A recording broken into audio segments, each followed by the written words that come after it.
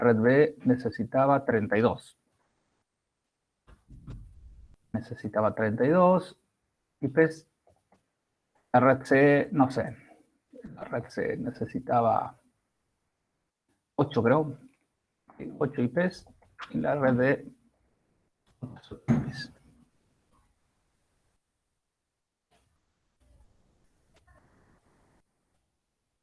Ya, eso más o menos era la idea. En general, no necesariamente es el ejercicio, pero bueno, la idea es lo mismo. La gran mayoría asignó estas direcciones, la de la 0 hasta la 7. Y aquí asignó de la 8 hasta 8 más 32 sería 40, ¿no? Sería entonces 39. Y esta, no sé quién les enseñó a hacer una cosa así. Desde la 40 hasta la 47. Y esta desde la 47, desde la 48 a la, no, a la, qué sé yo, a la que falte. A ver. Esta sería de 8 más 32, 40, 40, 47. 48 más 8 serían 56.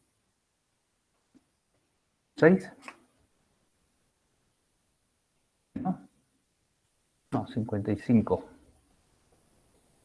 48, 55. Son 5, 6, 7, sí. Ok.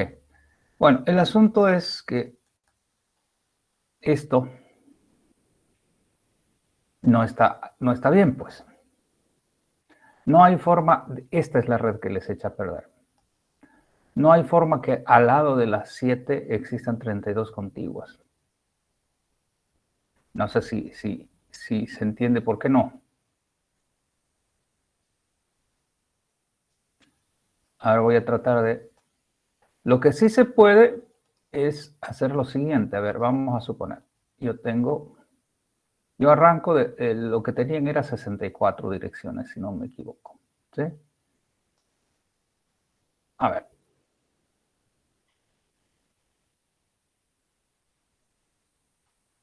Yo puedo dividir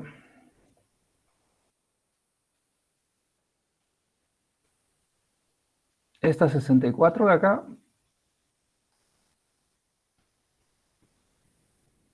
Las puedo dividir en 32 y 32.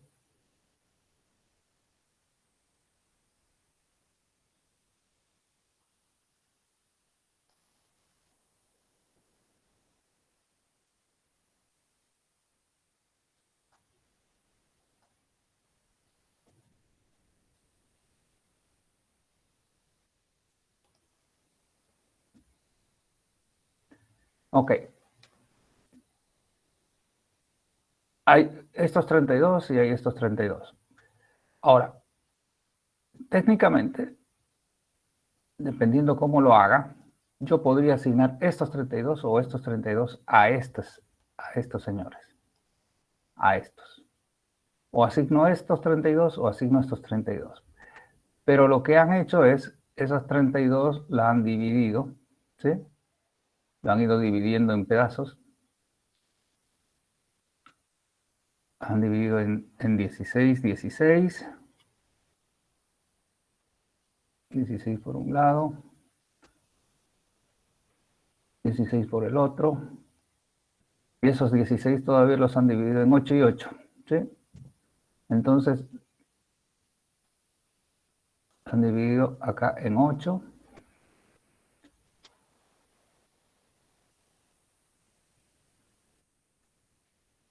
Aquí en otros 8. Bueno. A ver, lo que han hecho es asignar estos 8 a esta primera red, a la red A.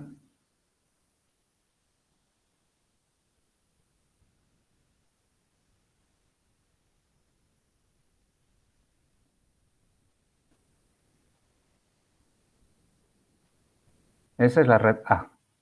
Esta de acá.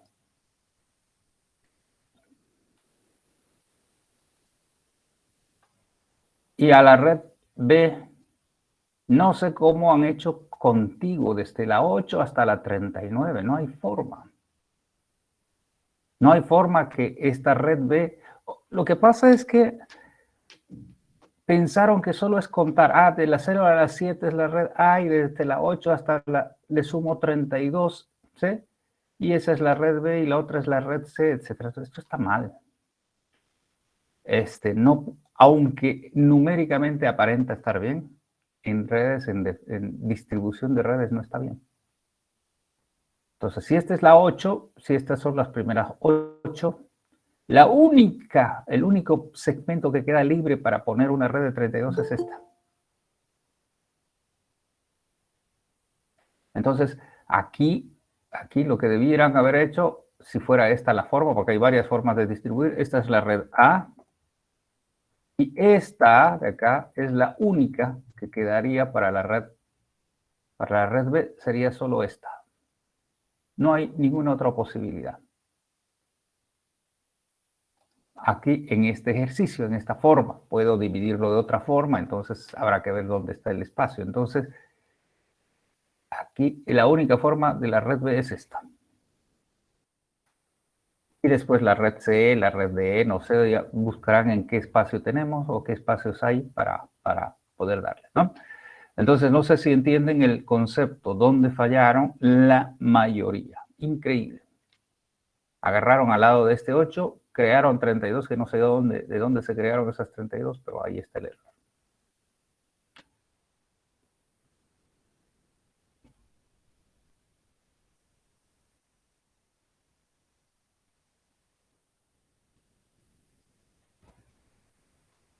¿Queda claro? ¿O alguien quiere revisar algo más de esto?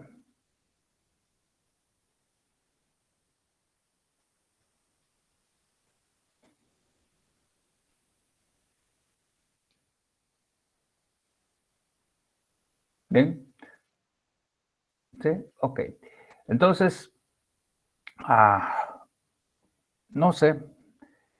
¿Saben? Yo les sugiero, no es que les digo que quieran de alguna forma he visto casi todos los que han hecho eso, solo sumar, no he visto un solo arbolito. Este arbolito que nosotros le llamamos, que es una forma visual de ver, no hay forma que yo me equivoque, ¿sí? Es muy gráfico. Entonces, hoy al lado de estos 8 no hay 32 ni por ningún lado. Entonces, los únicos 32 libres que hay es este de acá, entonces ahí no me equivoco, ¿sí? Es no solo sumar el número, ¿sí? Entonces, supongo que les habrán enseñado de otra forma, pero me parece, no creo que el anterior docente lo haya hecho de otra, no creo que no sepa. Entonces, lo que me parece es que no le entendieron, digamos, no entendieron cómo deberían hacerlo realmente. Ok, como sea, ya está. Van a tener que revisar todos los que tienen malas notas porque no tuvieron buen performance en la parte de práctica, entonces, en la parte de su neteo, ¿ya? Ok, vamos avanzando nosotros, ¿qué es lo que nos toca? ¿Dónde nos quedamos? ¿Se acuerdan? ¿Había algún trabajo para hoy? Mauricio.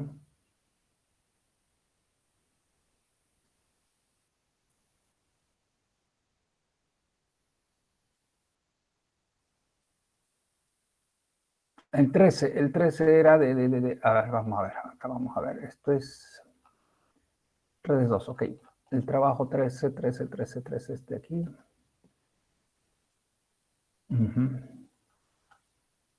No hemos visto todavía modulación, entonces debe ser que debemos seguir con el trabajo del 9 de mayo, que tiene que ver con las redes, ya digitalización y todo esto, ¿no? Ya. Ok.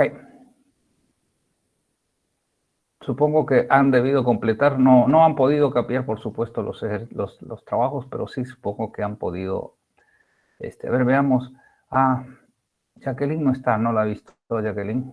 Jacqueline, ¿está? No está. Están todos con frío. A ver, ¿quién de los presentes quiere conversar un poquito está, Jacqueline. Jacqueline Condori. Ok. ¿Cómo va? Buenos días. Buen día, ingeniero. Va a disculpar ahorita, estoy sí presente en las clases, pero estoy de ida a dar un examen igual. Ah, no, No estoy con disposición de responder, digo, de defender. ya, Mil bueno, disculpas. bueno. A ver, entonces, ¿quién más quisiera conversar del tema? Tenemos que avanzar. ¿Quién es yo? Franz Rodríguez, ¿qué apellida? Pero García. García Ramos Amílcar, no, Rodrigo, ¿no? Ya, vamos. Déjeme que yo voy a liberar la presentación.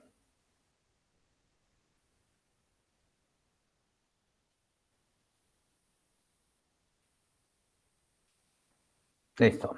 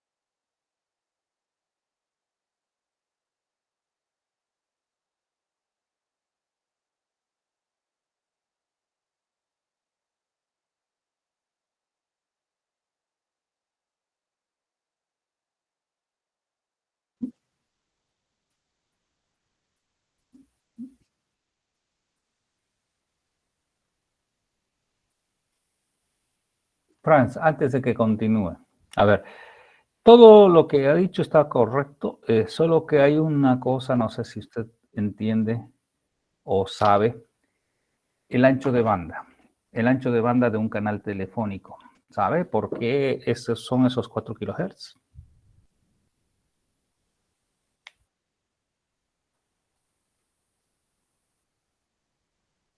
Por eso. Entonces, quizás lo más importante de una red telefónica es la definición. En realidad, la voz de las personas, en teoría, tiene la misma respuesta del oído humano. Es decir, bueno, el oído humano dice que capta ondas desde los 20 Hz hasta los 20 kHz. O sea, tiene un ancho de banda de 20 kHz. Entonces, en teoría, la voz de los humanos deberían estar en ese mismo rango, pero no es verdad, por supuesto. Nadie tiene voces muy bajas en frecuencia ni muy altas. El promedio entonces, se hicieron un estudio, bueno, obviamente los sonidos pueden llegar hasta 20 kHz. O sea, cuando estamos hablando de los sonidos son de otras cosas que no son la voz de los humanos, ¿no? Por ejemplo, el canto de un ruiseñor, un violín, un qué sé yo, hay cosas que tienen frecuencias altas y hay otras cosas en sonidos que tienen frecuencias bajas. Por ejemplo, un terremoto, cosas de ese estilo tienen frecuencias muy bajas, ¿no? Entonces, el espectro de audición del humano está entre 20 Hz y 20 kHz, pero la emisión que tiene un humano no está en todo el rango. Lo usual, y hay unas curvas que se han trazado, y se ha demostrado que más del 97% de la potencia de la energía que una persona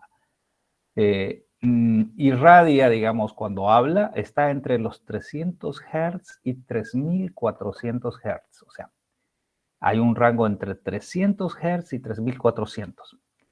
Ahí está concentrado el 97% de la energía. Entonces, los que hicieron este estudio dijeron, bueno, ya les cuento un poco, digamos, por qué vino este estudio. Esto es antiquísimo. Estamos hablando casi del origen de la telefonía. Lo que pasa es que cuando usted, en las primeras épocas, cuando las tecnologías eran de condensadores, bobinas y cosas de esas que se utilizaban al principio, hace más de 140, 150 años, el precio, ustedes no sé si han visto en física 3 o en alguna materia, redes de condensadores y inductores, no sé, ¿no? Han hecho cálculos LC, RLCs y todas estas historias, ¿no? Seguro. A ver, solo quiero confirmación si han visto eso. Porque... Hola, hola. Circuitos con resistencias, inductores y capacitores, eso sí han visto. En física mínimamente han visto ¿sí? O sea, que nosotros hacemos la respuesta amortiguada, constantemente amortiguada, oscilatoria, no sé, circuitos RC, RLC, etcétera, ¿no? Todos esos circuitos que sí se ven, son compuestos por elementos pasivos, se llaman, ¿no? Los elementos pasivos son los inductores, las resistencias y los capacitores. Bueno, al igual que esos circuitos, los primeros circuitos de las centrales telefónicas solo estaban hechos con esos elementos. Ahora, por eso les decía, si ustedes se acuerdan de física, y si no se acuerdan van a tener que revisar, el tamaño de estos elementos dependía de las frecuencias con las que uno trabajaba. Entonces, para decirlo suavito, si yo necesitaba un circuito que funcione entre 0 Hz y 20 kHz, me costaba 10.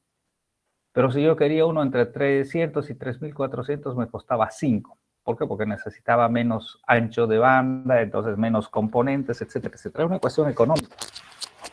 Entonces, los que fabricaban centrales telefónicas les dieron la tarea para ver, oye, y realmente necesitamos 20 kHz de ancho de banda. La gente no habla tanto, bla, bla, bla, bla. Entonces, descubrieron o investigaron, porque en realidad eso es, que haciendo el análisis solamente iba entre 300 y 3400 la voz de las personas.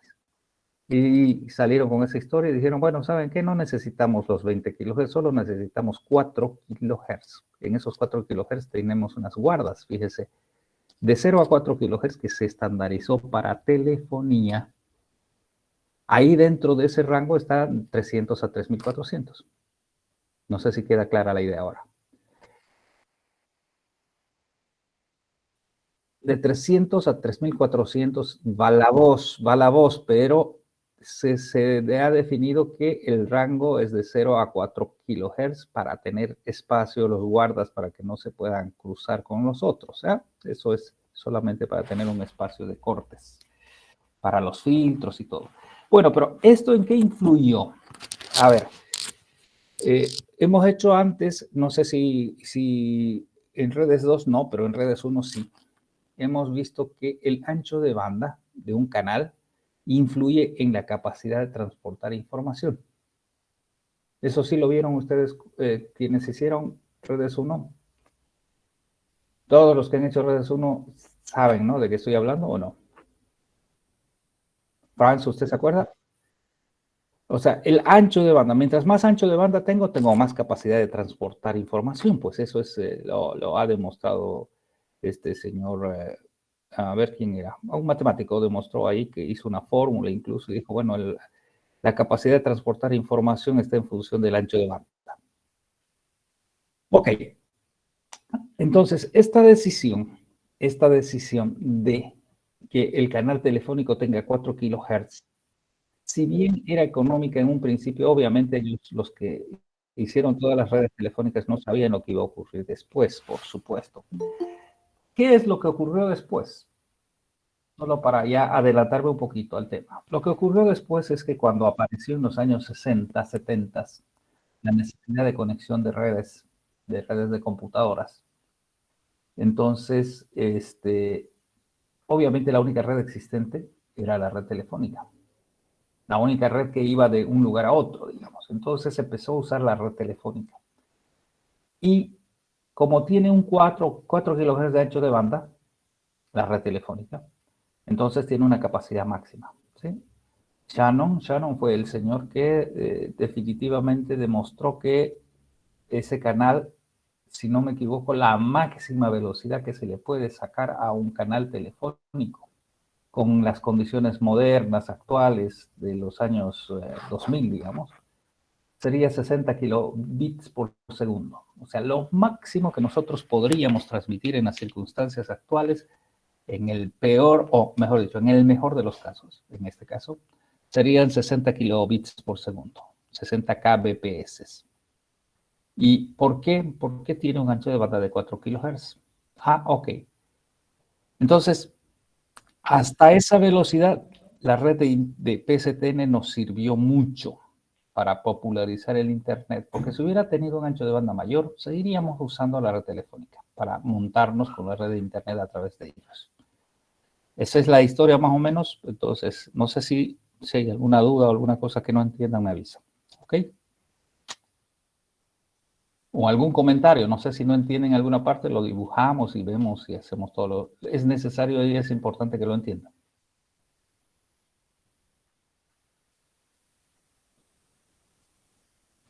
Ok, parece que sí. El que calla otorga. Vamos, continuemos entonces.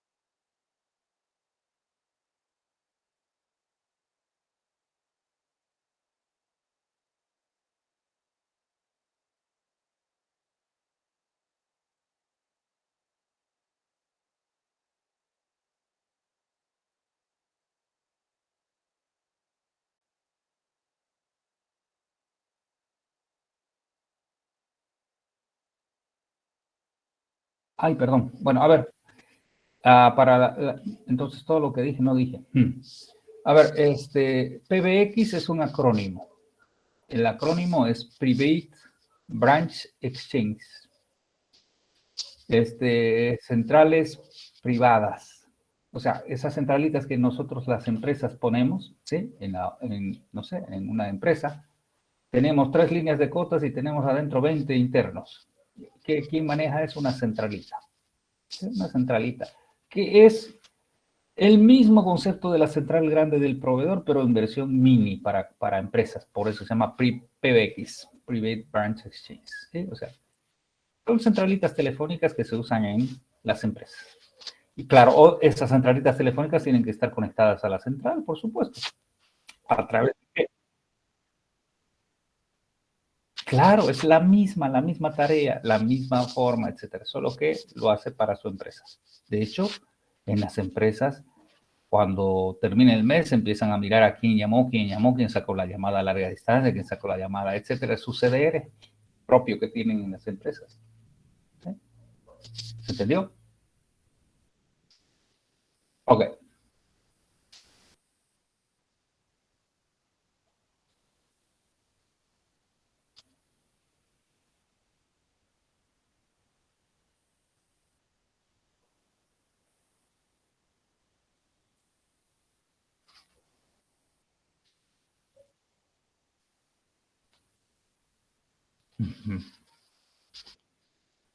Hay 2 tipos de señalización. A ver, para aclarar un poco esto del tema de la señalización. La señalización, hay una señalización entre la central y el abonado o el usuario. Y hay otro tipo de señalización entre centrales. ¿Ok? A ver, ¿qué hace la señalización? Pues la señalización son marcas, formas de pasarse o de identificar estados. Por ejemplo, un abonado, o sea, un usuario de telefonía, mientras esté su teléfono colgado, no genera ningún tipo de señal. ¿Es verdad? No genera nada. ¿Por qué? Porque está colgado. Hay un circuito que está desconectado. En el momento que el abonado levanta el auricular, cierra un bucle y empieza a circular corriente, entonces hay una caída de tensión. Esa caída de tensión es la que detecta la central. Ve que hay un voltaje y dice, el abonado está queriendo hablar, entonces le pasaremos, a ver, tenemos tono de invitación, sí, pásele, y le pasa que el pi. Obviamente eso es inmediato, rapidísimo, ¿no? Tardan milisegundos. Entonces el abonado, cuando levanta el tubo, hasta que llega al oído, ya está sonando el pitito, ¿no? Pi de la invitación de marcado. Y entonces uno sabe que está funcional. A ver, ¿qué es lo que tiene ahí? Perfecto.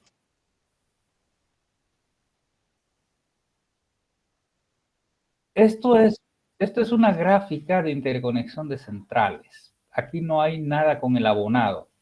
Esto es cómo están interconectadas las centrales en manera jerárquica. Y esto es de Estados Unidos, por si acaso. A ver, lo que tiene, claro, no, pero el concepto es el mismo. Quizás en Bolivia podríamos haber hecho una cosa así. Eso de arriba, eso donde está del 1 al 10, que es lo que se llama el backbone. Nosotros en Internet llamamos el backbone, ¿no? En telefonía es el núcleo, digamos, el sistema que dice ahí de regionales completamente interconectados. En Bolivia debería ser este backbone debería ser La Paz, Cochabamba, Santa Cruz. O sea, ahí está el núcleo, digamos, ¿no? Entonces, entre el núcleo, las centrales más potentes que hay y por cuestiones de personas que viven, etcétera. Ustedes saben que casi el 85% está concentrado en La Paz, Cochabamba y Santa Cruz. En esa recta, si pusiéramos Oruro más, casi ahí está todo, ¿no? Todo Bolivia casi. Entonces, ¿qué es lo que se hace? Normalmente el núcleo de una red se la coloca en topología maya. ¿Se acuerdan que hablamos al principio cuando Graham Bell quiso empezar a dar telefonía? Lo quiso hacer en topología maya para usuarios, pero es una locura. Pero sí funciona entre centrales, o sea, es una topología maya entre centrales. Entonces, por ejemplo, la central de Santa Cruz está conectada con la central de La Paz y con la de Cochabamba. La de Cochabamba está interconectada con la de La Paz. Entonces, si alguna conexión falla, se enruta el tráfico por el otro. No van a fallar las 2 o 3, no sé cuántas conexiones haya. Entonces, aquí en este sistema de jerarquía que tiene la TIT, esto es lo que hicieron, obviamente tiene un núcleo Y debajo del núcleo empiezan a aparecer las centrales ya de las ciudades, las centrales de las... no, hay unas centrales que solamente sirven de tránsito, ¿sí? Por ejemplo, la central número 9, la 9, si ustedes se fijan, del núcleo, de la parte de arriba, esa 9 sirve de tránsito entre las dos bolitas que tienen ahí debajo, digamos, ¿no? Entonces, posiblemente las centrales allá arriba no tengan ni siquiera abonados, sino que solamente sirvan de interconexiones, ¿sí? Bueno, como sea, si usted baja un poquito más, las centrales, esto es una cuestión de jerarquías, ¿no? Por ejemplo, la central de Warnes tiene una cantidad de usuarios determinada que obviamente jerárquicamente es menos que la central Bolívar de Cotas, digamos, ¿no? Y así se va escalando, pero no, esto es una idea este es como un modelo, vamos a decir, de referencia de cómo deberíamos agrupar dependiendo de qué tipo de centrales son. En Bolivia no tenemos tantas escalas. En Bolivia tenemos las centrales primarias, que son las que están arriba, las del tronco, la del eje, y tenemos máximo, qué sé yo, 1 o 2 niveles más hacia abajo. No hay más, ¿sí? Porque no tenemos tantos pueblos. Hay pueblos que, claro, hay pueblos que no tienen centrales telefónicas, por si acaso, ¿no? Si usted ve, hay poblaciones que no tienen sus centrales telefónicas. No llegamos a completar el proceso de poner centrales telefónicas en todas las poblaciones. ¿Por qué no se llegó? Pues por diversas razones. Llegó hace 25, 30, a ver cuántos años, hace 30 años quizás, llegó la telefonía móvil y entonces rompió todo el esquema, ¿no? No necesitamos hacer estas redes ni nada por el estilo. ¿Ok? Bueno.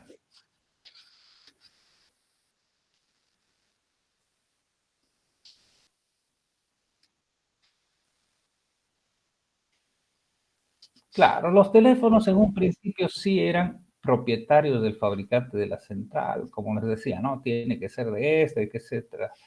De hecho, el operador definía qué teléfono iba a tener uno en su casa, ¿no? Este es el teléfono que hay que conectar. Pero después se dieron cuenta que es un commodity. Un commodity significa algo que no es de importancia para el trabajo de la red. Y entonces empezaron a aparecer los teléfonos con diversas formas, diversos modelitos, con luces, sin luces, teclas grandes, teclas chicas, etc. Da igual, todo como está estandarizado, sí conecta y funciona, ¿sí? Se volvió un commodity, ¿no? Ah, mira, yo tengo un teléfono en forma de hamburguesa, que yo tengo... No, empezaron a aparecer cosas raras, pero bueno, es más. Si quiere ser más formal, se compra un teléfono serio, si no, ya cada uno ve lo que quiera. Ok, vamos. Ya.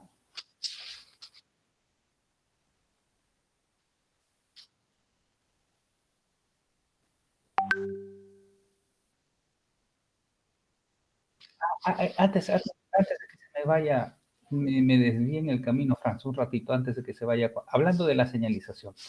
Estábamos hablando, o yo estaba hablando, y voy a aclarar un poquito más esta parte de la señalización. La señalización es todo lo que ocurre entre abonado y usuario. Ese es un tipo de señalización, abonado central, central telefónica versus abonado. Es decir, yo, por ejemplo, ¿a qué se llama señalización? Se llama, por ejemplo, cuando yo, abonado, levanto el teléfono, la central identifica que yo levanté el teléfono, me manda un tono de invitación de marcar y está esperando que yo le mande los dígitos, ¿no? Está esperando la central.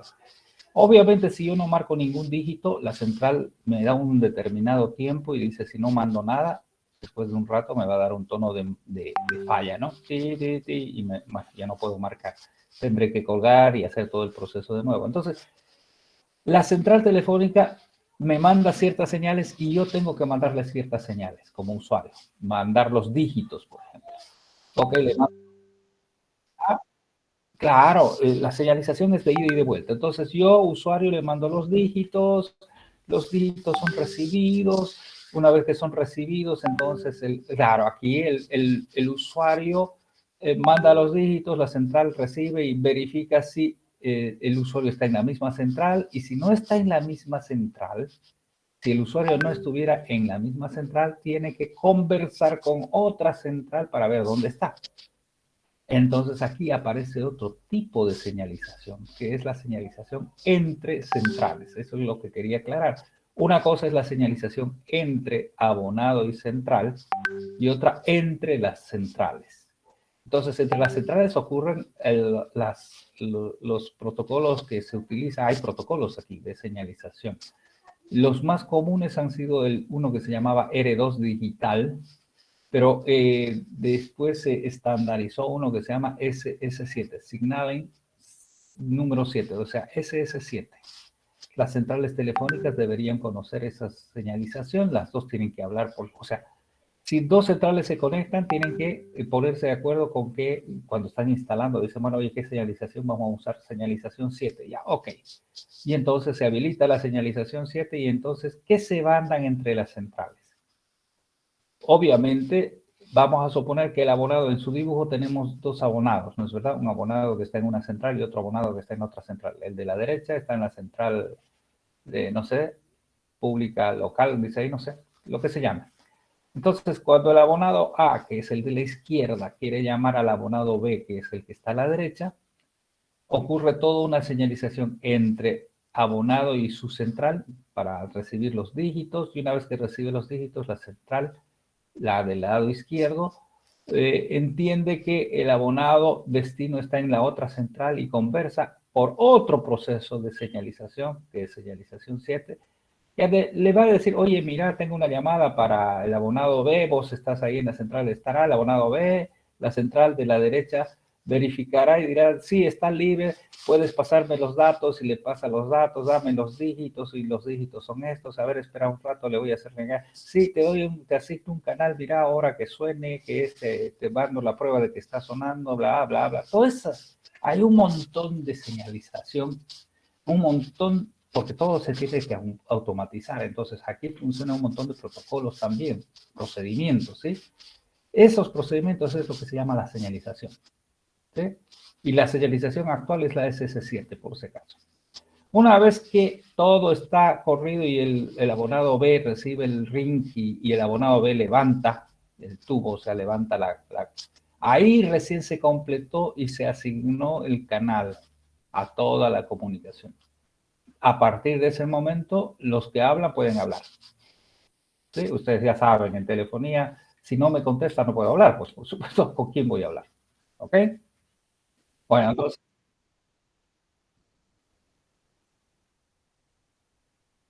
no solo por eso. A ver, hay dos tipos de señalizaciones. Señalizaciones entre abonados y central y abonado.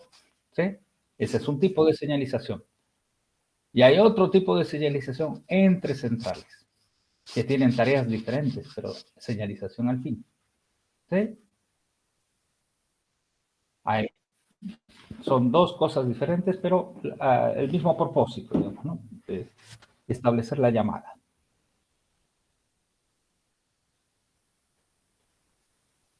Bien, ahora sí podemos continuar.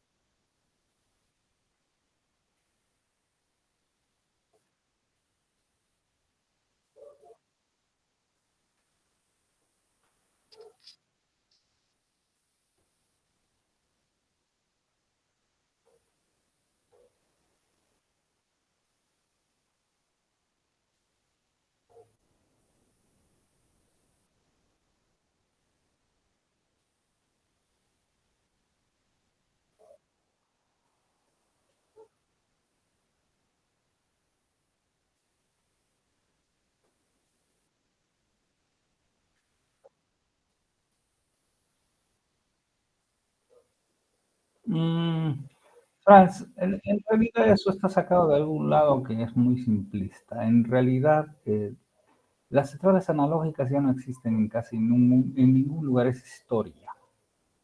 De hecho, en Bolivia, a partir de los años 70, no hay una central analógica en todo el país. Todas son centrales digitales.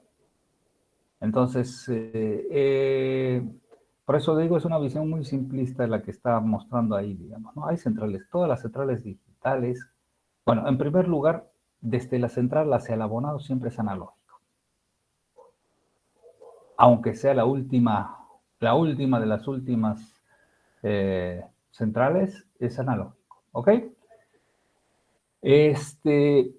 Hubo un intento, y a esto también seguro que van a encontrar ustedes en textos españoles y en Europa, las empresas telefónicas desarrollaron una red que se llamaba Red Telefónica Digital Integrada, que en Estados Unidos o los textos en inglés se llama ISDN.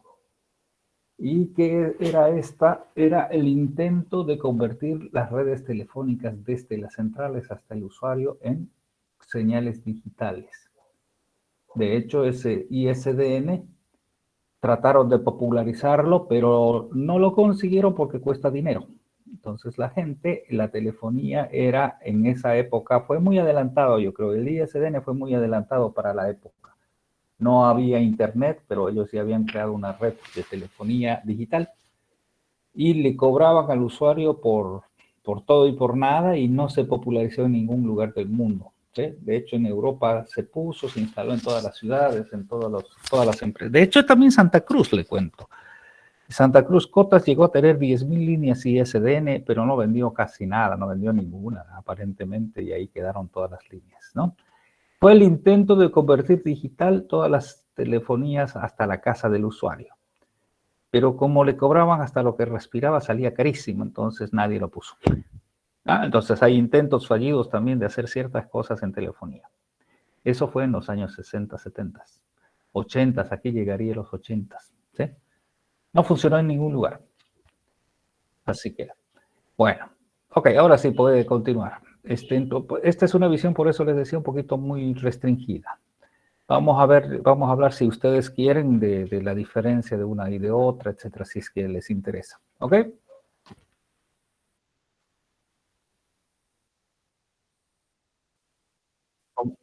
¿De cuál? Pónganlo si ahí lo conversamos.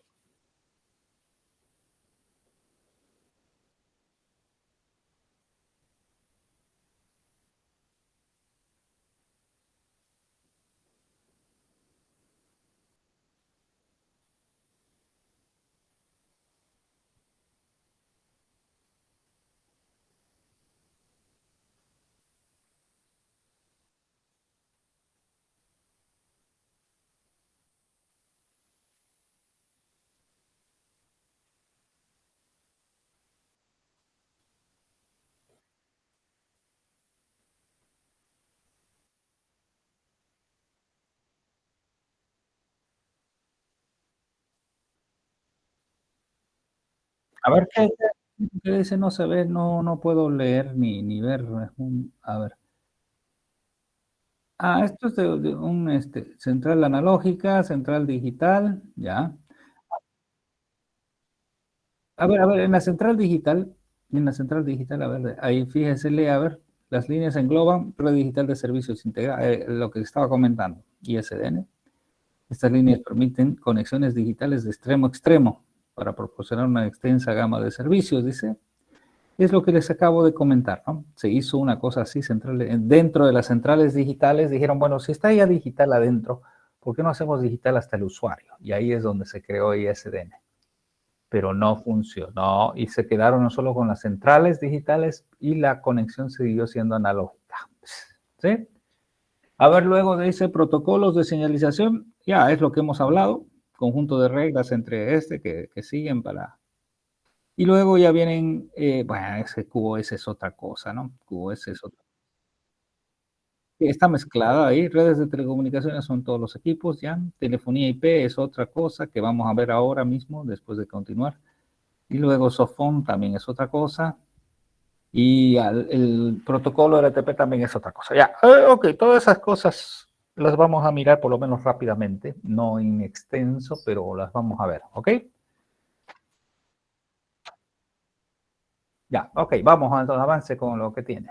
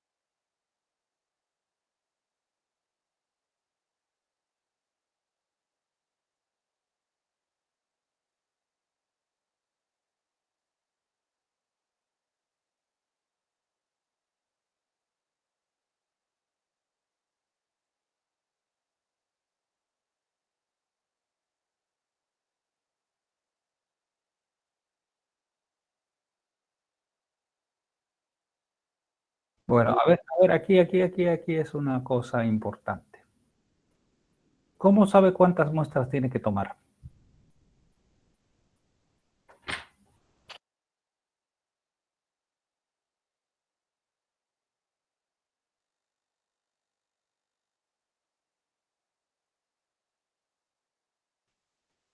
No es cierto, no es cierto necesariamente. Por eso, aquí en esta parte es primordial que ustedes entiendan el teorema de muestreo, se llama, ¿sí?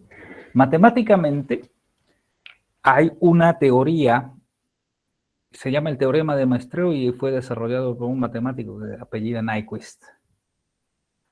Y este señor Nyquist, basándose en toda la teoría de Fourier, ¿sí?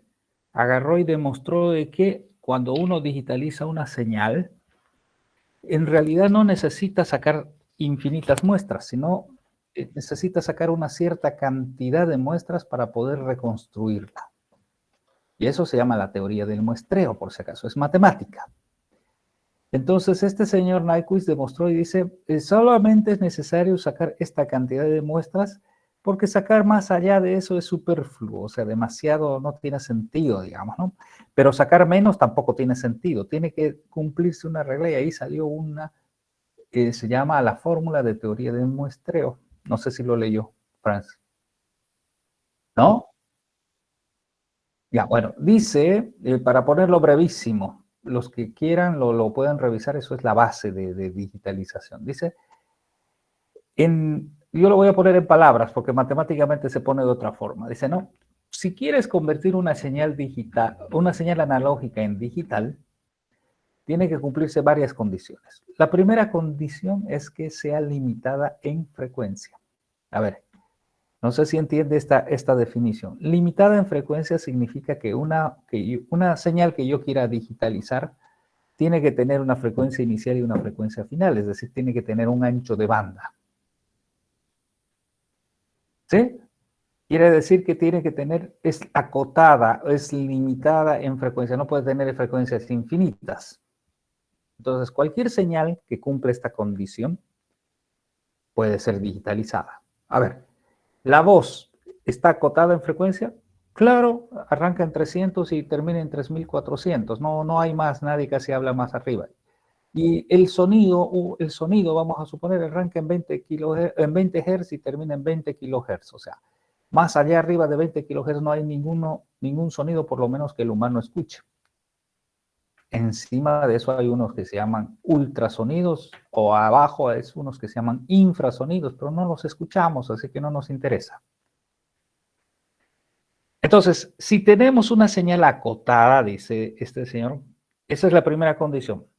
Una vez que tengamos la señal acotada, se debe sacar un número de muestras y ese número de muestras debe ser mayor o igual que 2 veces la frecuencia máxima de la señal que queremos digitalizar.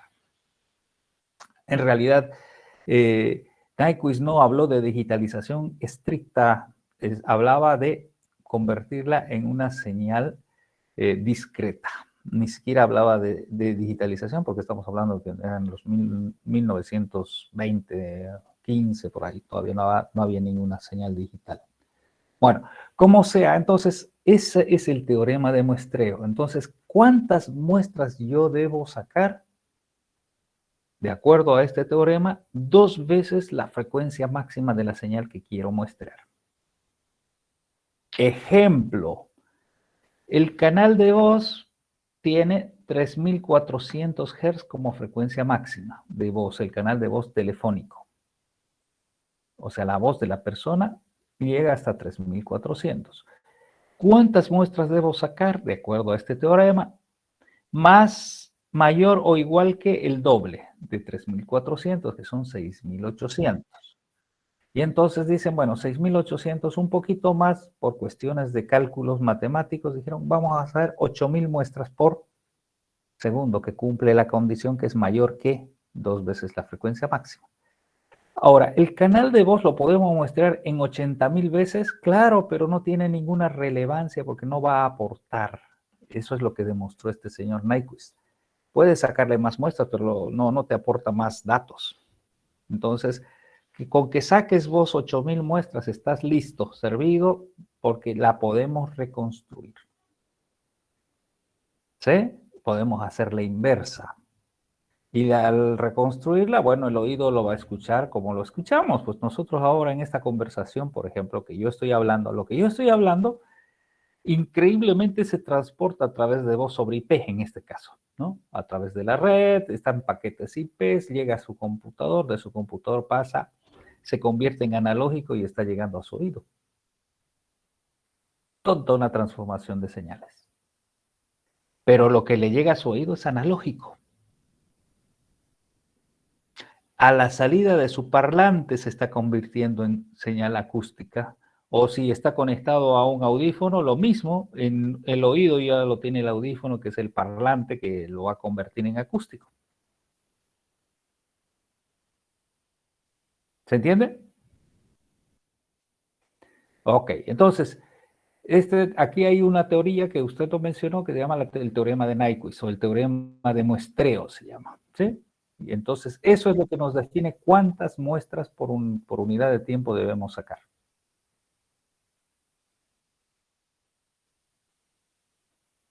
Vamos, continúo.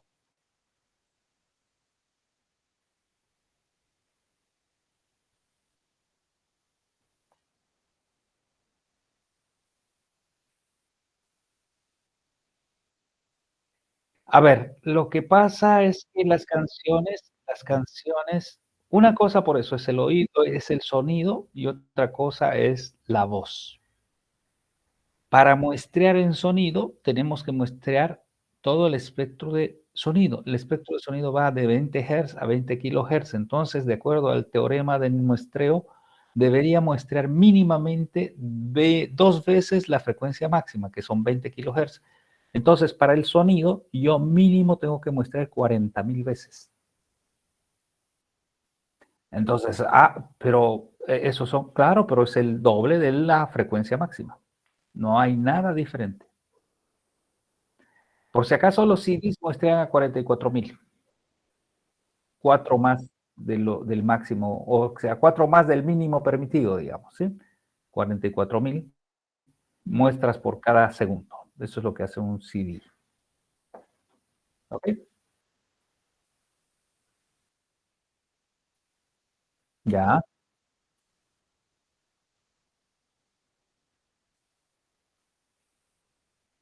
Ujú.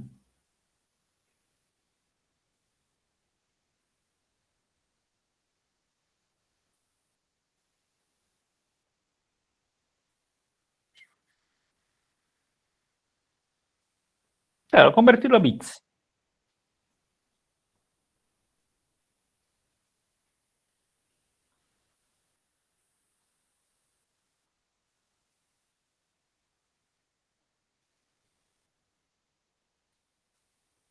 A ver, amplifique eso un poquito si puede. Ok, ahí está muy bien. Ujú. Ah, ahí está muy clara, digamos, la idea. La idea es que yo saqué unas muestras, ¿sí? Saqué unas muestras, esas muestras, obviamente el muestreo, por si acaso, las muestras se sacan a iguales intervalos de tiempo. Es decir, cada X segundos o cada X milisegundos, lo que toque, pero siempre a los intervalos son iguales. Esa es otra cosa que también hay que aclarar, ¿no? No es que cualquier momento puedo sacar una muestra, sino si la saqué ahora, de aquí a tantos milisegundos saco la otra, de aquí a tantos milisegundos la otra, etcétera. Están en intervalos regulares. Ahora, esas muestras, cuando hay una parte que le llaman retención, bueno, cuando saco la muestra en ese momento, la señal analógica tiene un valor. Ese es el valor que yo retengo, ¿no? Y ese valor, o sea, todas las muestras son nada más que valores en los momentos en que yo he hecho la muestra. Ahora, esos valores obviamente los tengo que asimilar a una regla que es lo que está en el lado izquierdo, el eje de las, ¿no? De las yes. Ahí hay unos valores y hay unos números. Ahora, esta regla puede tener 8 números, como está en el ejemplo aquí del dibujo que tiene Franz, o podría yo poner 10.000 números ahí. Hay una diferencia fatal en que yo ponga 8 números o que ponga 80 números o que ponga 8.000 números, etc. La regla va a tener rayitas más cortas o más largas. Eso es lo más importante. ¿Qué regla yo utilizo para asociarla al valor que corresponda? ¿Sí? Por ejemplo, aquí en el ejemplo hay una regla de 8. Entonces, cada muestra yo lo que voy a hacer es compararla con la regla y ver a qué lugar llega. Por supuesto, no van a ser nunca van a llegar a los lugares exactos. No van a llegar a la línea 3, a la línea 4. ¿no? Entonces, lo que va a suceder es lo que nosotros sí hacemos siempre. Mira, esto está más cerca al 3, entonces que sea 3. Esto está más cerca al 4, que sea 4. Esto es más cerca al 5, entonces así, o sea, asignamos valores que más se acerquen a nuestra muestra. No sé si entienden. La muestra nunca sale en el valor 3 ni nunca sale en el valor 4. Excepcionalmente saldrá alguna vez alguien exacto en el valor 3 o alguien exacto en el valor 4. Normalmente saldrán entre el 3 y el 4, o entre el 4 y el 5, entre el 5 y el 6, etc. Entonces, uno asimila el número al valor más cercano. Es como se hace, ¿no? Ah, no, es que tengo 3.6, ya bueno, que sea 4, digamos, ¿no? Se lo asimila al valor más cercano. Entonces, termina uno teniendo la asignación con números fijos, 3, 5, 7, 7. Fíjense los 3 valores que están los más grandes. Si bien la señal original no es 777, porque no tiene una línea cuadrada ahí arriba, pero por supuesto son los que se han asimilado para las muestras. ¿Sí? Ok. ¿Qué pasaría? A ver, Francis, para todos los que están mirando, ¿qué pasaría si nuestra regla en vez de tener 8 rayas tuviera 4 rayas? 0, 1, 2, 3, 4, hasta arriba. Solo 4 divisiones. Los números probables serían del 0 hasta el, o sea, del 1, 2, 3 y 4. No habría más números posibles. Entonces, los errores serían más groseros. Mientras la escala sea más reducida, o sea, menos números, el error va a ser mayor. Pero si yo pongo del 0 al 80, entonces el error que cometo va a ser menor. Y si pongo del 0 al 8000, o sea, si pongo una regla con 8000 valores, cada vez, mientras más divisiones tenga mi regla, la que está al lado izquierdo, menos error voy a cometer en la asignación del valor. ¿Se entiende eso? Esa es la parte importante. Y eso es lo que se llama la codificación. ¿Cuántos bits por cada muestra yo le voy a asignar a mi muestra? Para la telefonía normal, para el oído humano, para cuando uno conversa, se ha definido ya que son 8 bits. o sea, un byte por cada muestra. Con un byte o 8 bits tengo 256 valores en esa regla, ¿no? Del 0 al 255. Entonces, el oído humano no detecta más diferencia de eso, así que es suficiente. Pero en los CDs, esa muestra son 24 bits. O sea, esa regla es la combinación de 24 bits, es decir, desde 0 hasta 2 elevado a la 24. O sea, la regla es bien tupida. Por eso es que el CD se escucha muy bien, con buena calidad, se llama, o alta fidelidad. ¿Sí? Ok, sigamos. Ujú.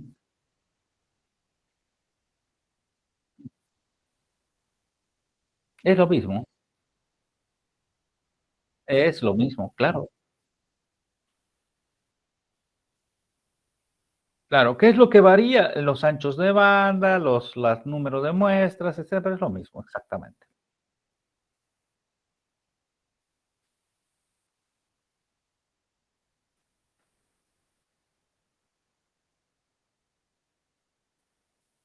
Ujú.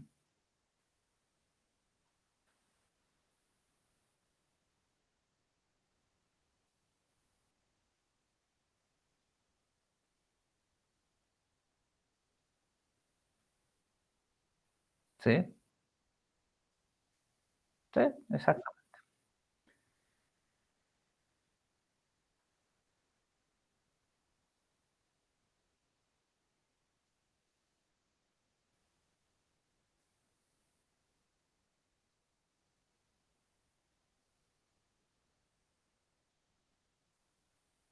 No sé en qué contexto lo habrá leído. No entiendo tampoco la idea.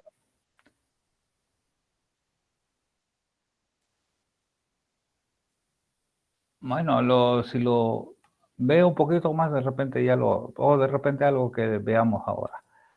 Este, okey, listo, gracias, Franz. Estuvo okey, vamos a remachar entonces esta idea.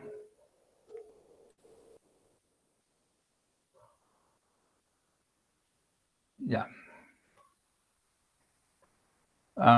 Okey. A ver, ¿ven o no ven lo que yo tengo? No, no se ve.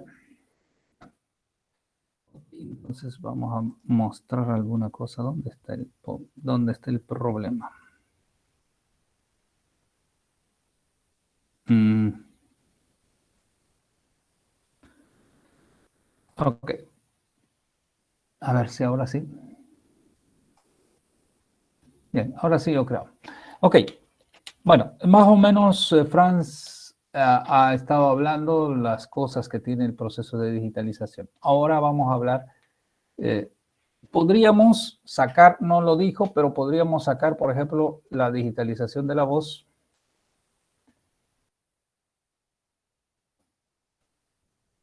Tengo una lámina por ahí, a ver, más fácil, de repente lo tengo. Eso es telefonía. A ver, la central telefónica, obviamente aquí estoy hablando un poco más de, espero que, esto es más a detalle si les interesa, porque no necesariamente le interesa a la gente. Esto es ya el detalle de cómo funciona la central telefónica, que lo hice alguna vez. Multiplexación no nos interesa por el momento, ok. Ya, eh, eso no, esto no, ok. Quizás aquí, digitalización de la voz. Vamos a poner de una vez más fácil. La voz. No, de la voz o de un canal telefónico, vamos a poner. Canal telefónico.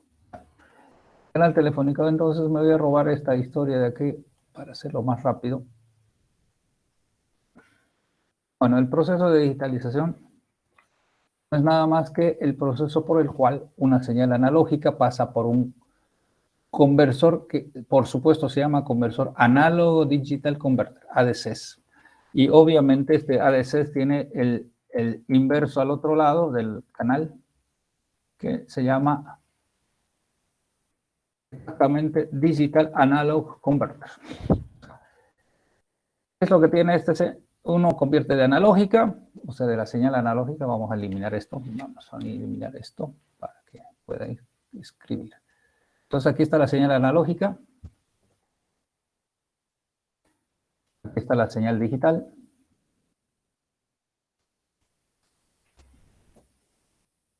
Digital. Se transporta por donde sea, centrales, no importa lo que sea. Y lo que vamos a llegar otra vez es a convertirlo con este elemento Digital Analog Converter en señales otra vez analógicas a la salida, y se supondría que tendría que ser la misma señal que entró, ¿no? Ok, aquí sale analógico otra vez. Esta señal es la que entra analógica y entonces sale la misma. Bien, aquí en este de acá, en este Analog Digital Converter, está todo el proceso ese que ha explicado Franz. El muestreo, primero el sampling, o sea, el muestreo, retención, codificación y toda esa vaina, ¿no? O sea, esa historia de, está metido en un chip en la actualidad, cuesta centavos. Por 3 pesos le venden un conversor de analógico a digital. ¿Sí? Nada, cuesta nada ya. ¿Por qué? Porque el proceso es ya está automatizado. Entonces, aquí adentro está todo el muestreador, todo. Entonces, ¿qué es lo que sacamos? Un canal telefónico tiene, las muestras que se sacan son 8.000 muestras. ¿Por qué? Porque tiene una frecuencia de 8.000 muestras por cada segundo. Ahora, cada muestra se pone 8 bits por muestra. La regla que utilizamos es 8 bits. Entonces, esto significa nada más y nada menos que nosotros necesitamos, o sea, cada vez que la señal analógica entra, lo que sale por la parte digital es 8.000 veces multiplicado por 8 bits. Entonces, 8 por 8 son 64.000 bits por segundo. Vamos a ponerlo en pequeño, bits por segundo. O también esto se llama 64 kilobits por segundo. ¿Sí? Y esta es la velocidad estandarizada. El estándar de esto se llama, en telefonía se llama G711. El grupo G, ya esto se llama PCM, PCM0, PCM lo que sea, o sea, lo van a encontrar así si lo siguen leyendo. PCM, o sea, es el primer grado de digitalización que existe. ¿Sí? El estándar se llama G711 y entonces cuando hablamos la digitalización de un canal telefónico, sí, son 64 kilobits. Eso es lo que necesitamos para transferir y enviar información digitalizada de la voz. Bueno, en el interín, empezó a aparecer lo siguiente. A ver, déjenme ver dónde estoy. Esto no es lo que quiero. Esto es lo que quiero. Me voy a robar esto. En el interín apareció lo siguiente. A ver si... Ok. Wow. Wow. Ya. Red de computadoras.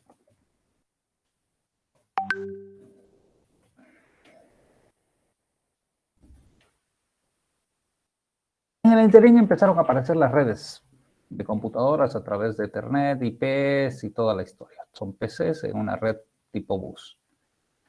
Bien. Aquí en la red, la velocidad mínima que tenemos son 10 megabits. O pueden ser 100 o pueden ser 1000 ahora en la actualidad. Entonces, este proceso de convertir la señal analógica, la voz, en digital y nos ocupa 64 kilobits.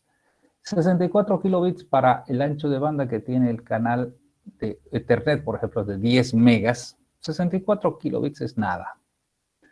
Entonces, muy rápido aparecieron aplicaciones en las computadoras y dijeron, oye, ¿y si vos tienes un micrófono en tu compu? Sí, tengo un micrófono, tengo multimedia. ¿Se acuerdan de ese concepto? Tengo un sistema multimedia, ¿no? En su computadora. ¿Qué significa?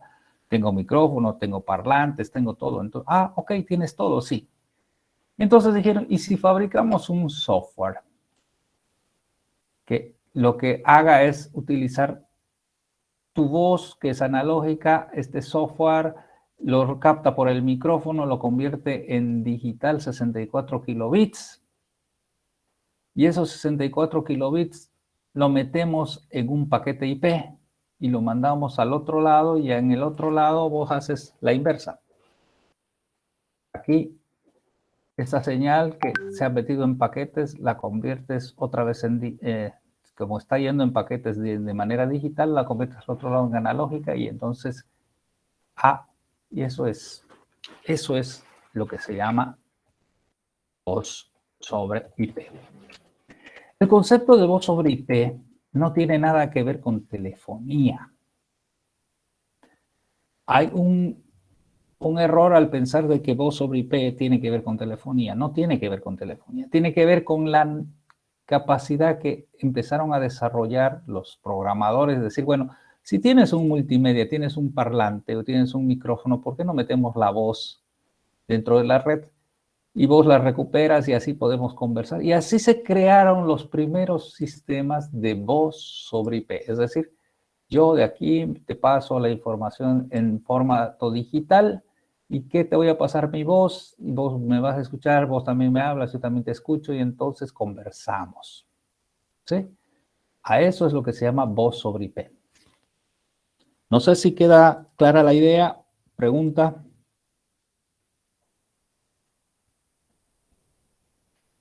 Hola, hola.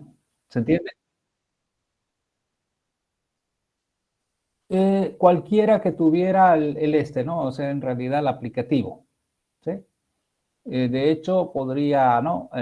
De hecho, es una de las ventajas de voz sobre IP, que puedo conversar con varios a la vez, ¿no? Pero no ese es el análisis que estoy queriendo hacer ahorita, ¿ya? Bueno, entonces, tenemos la capacidad en las redes de hacer eso. Bien, eso es lo que se hizo en realidad, ¿sí? Entonces, yo convertía mis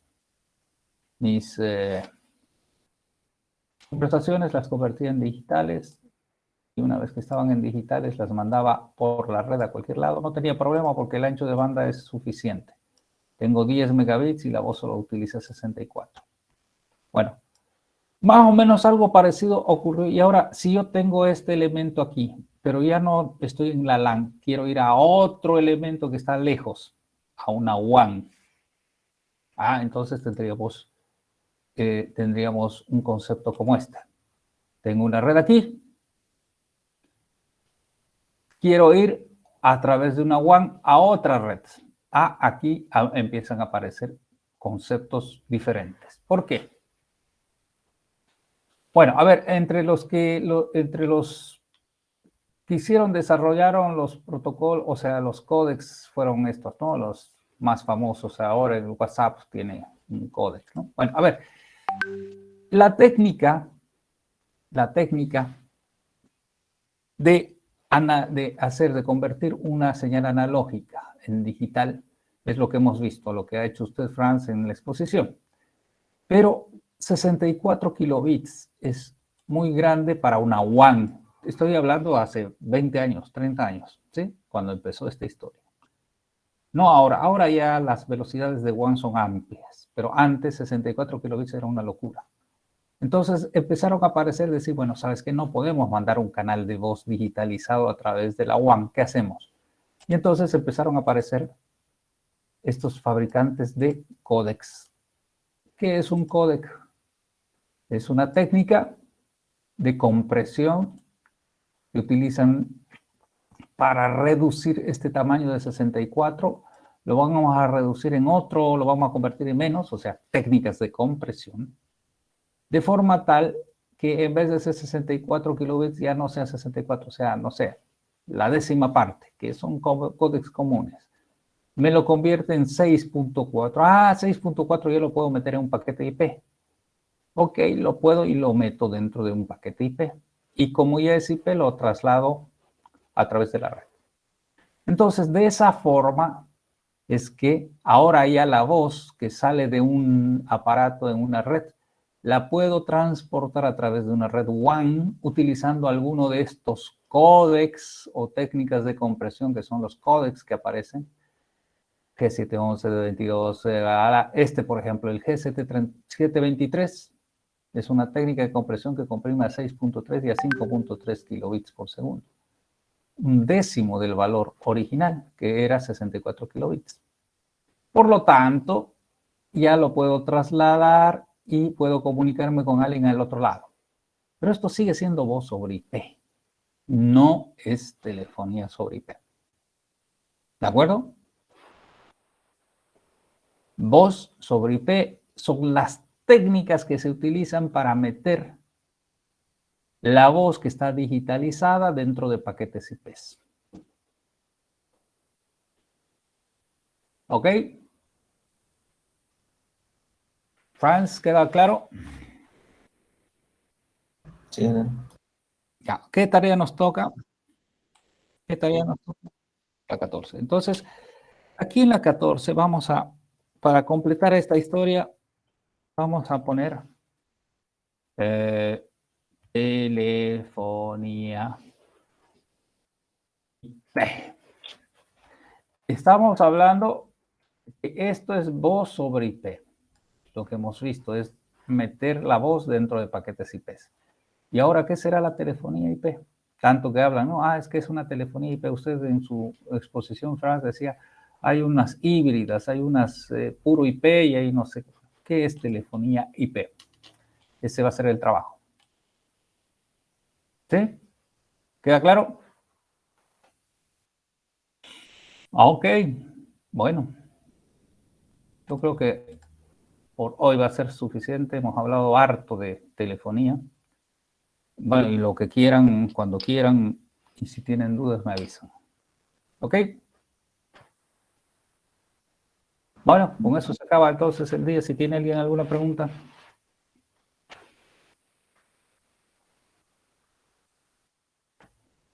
Ninguna. Hasta luego, jóvenes. Entonces nos vemos el jueves. Chao, chao. Gracias, Nino. Hasta luego. Chao, chao. Bueno,